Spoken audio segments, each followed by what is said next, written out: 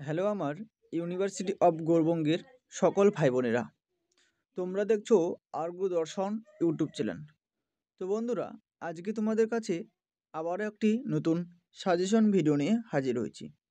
তো আজকের এই সাজেশন ভিডিওটি কাদের জন্য এবং কোন সেমিস্টারের জন্য সেটা জানতে হলে তোমাদের প্রথম থেকে শেষ পর্যন্ত সম্পূর্ণ ভিডিওটি দেখতে হবে। তাহলে চলো আমরা বেশি দেরি করব না, চলে যাব মূল ভিডিওর দিকে। তার আগে আমি রতন তোমাদেরকে সকলকে জানাবো আরগুরু দর্শন ইউটিউব চ্যানেলে স্বাগতম।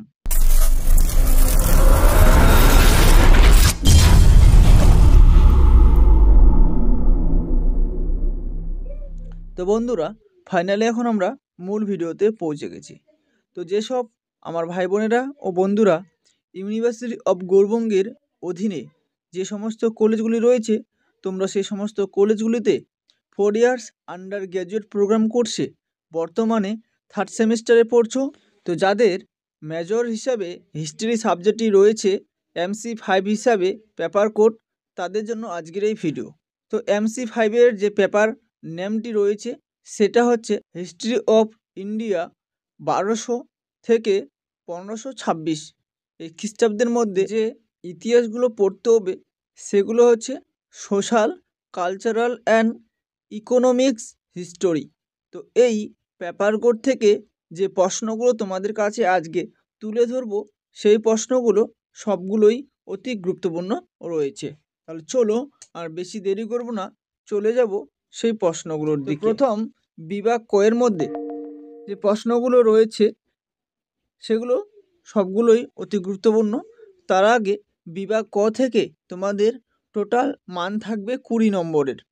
তো এখানে তোমাদের দুটি প্রশ্ন লিখতে হবে, 10 নম্বর করে থাকবে এক একটি প্রশ্নের মান।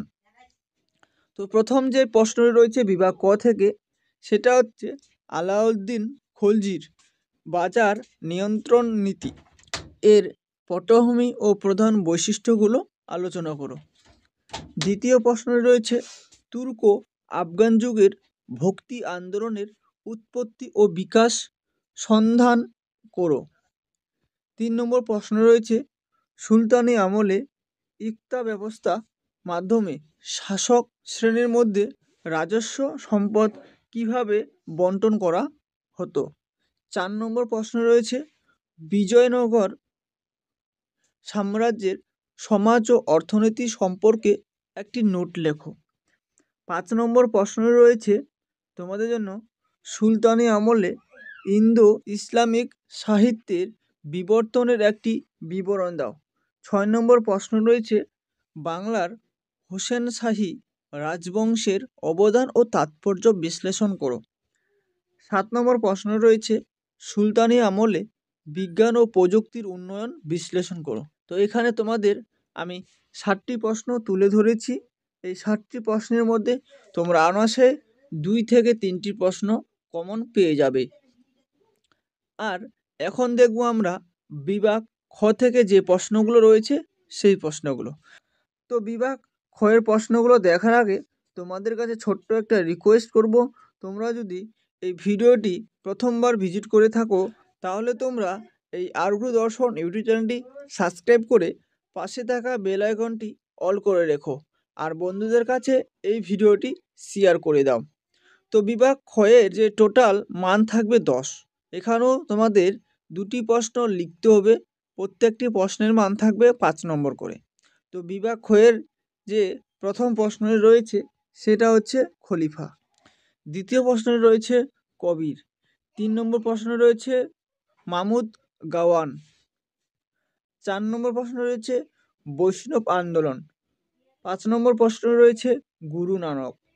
6 নম্বর প্রশ্ন রয়েছে নয়নকারা ব্যবস্থা। 7 নম্বর প্রশ্ন রয়েছে রাজা গণেশ। 8 নম্বর প্রশ্ন রয়েছে সালতানাতের কর নীতি। তো এই ছিল এখানে 8টি তোমাদের বিভাগ খ থেকে প্রশ্ন। তো এখন আমরা দেখে নেব বিভাগ গ এর প্রশ্নগুলো। তো এখন তোমরা দেখছো বিভাগ গ থেকে। তো বিভাগ গ থেকে মান থাকবে তোমাদের এখানে টোটাল 10। প্রত্যেকটা প্রশ্নের মান থাকবে 2 নম্বর করে। তোমাদের এখানে 5টি প্রশ্ন লিখতে হবে। তো এখানে তোমাদের যে কয়েকটি প্রশ্ন আমি তুলে ধরেছি সেই প্রশ্নগুলো তো পড়বেই। 1 নম্বর প্রশ্ন রয়েছে, সুফিবাদের জনক কে? প্রথম সুফি কে ছিলেন? দ্বিতীয় প্রশ্ন রয়েছে, ভক্তি আন্দোলনের 2 জন সাধকের নাম লেখো। 3 নম্বর প্রশ্ন রয়েছে, কবির কার শিষ্য ছিলেন? তিনি কোন ভাষায় দোহা রচনা করেন?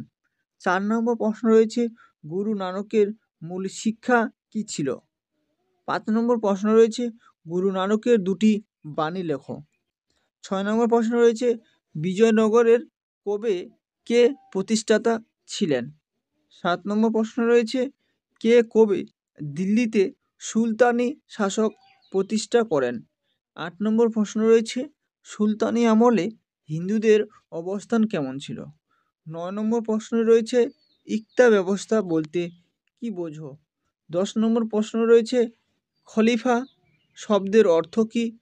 কোন সুলতান খলিফার কাছ থেকে সম্মান পান? তো এই ছিল এখানে 10টি প্রশ্ন।